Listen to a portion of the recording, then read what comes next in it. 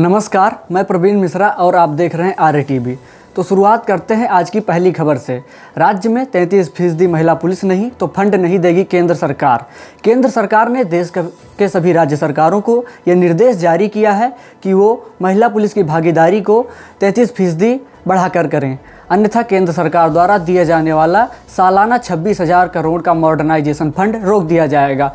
केंद्र सरकार पिछले कई सालों से राज्य सरकारों को पत्र लिख रही हैं, लेकिन राज्य सरकारें इस विषय को गंभीरता से नहीं ले रही हैं। इस बार केंद्र सरकार ने चेतावनी भी जारी की है और साथ में ये भी कहा है कि हर पुलिस थाने में कम से कम 3 महिला सब इंस्पेक्टर और 10 महिला सिपाही अनिवार्य होगा। अगर ऐसा नहीं होगा तो सरकार फंड नहीं देगी। ऐसे में देखना अब ये दिलचस्प होगा कि राज्य सरकारें अब इस विषय को कितनी गंभीरता से लेती हैं।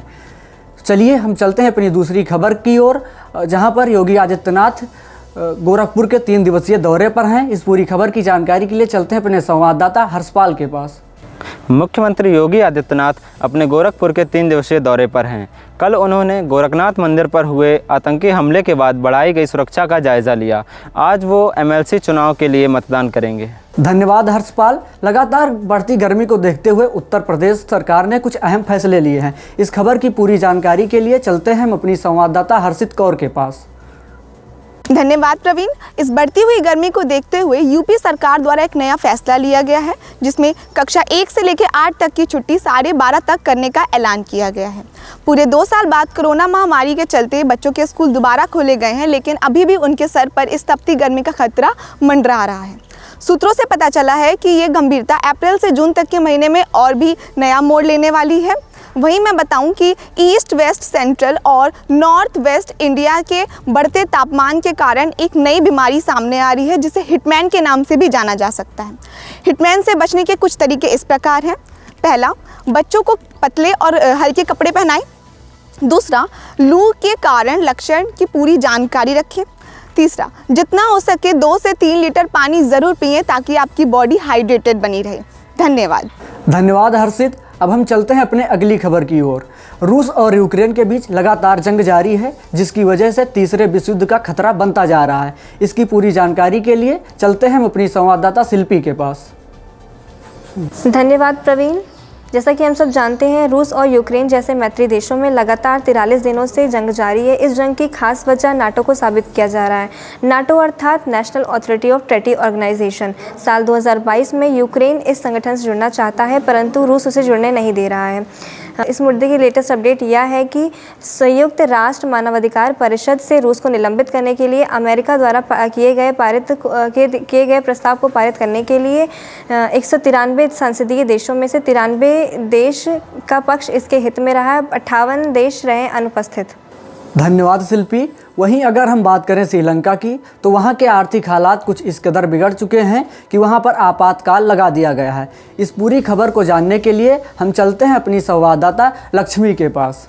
धन्यवाद प्रवीण। जैसे कि श्रीलंका में इमरजेंसी लग चुकी है, यहाँ के हालात दिन प्रतिदिन खराब होते ही जा रहे हैं और जनता में गुस्सा और आक्रोश देखने को मिल रहा है। इसी के चलते प्रदर्शनकारी अब सड़कों पर प्रदर्शन करने के लिए उतर चुके हैं।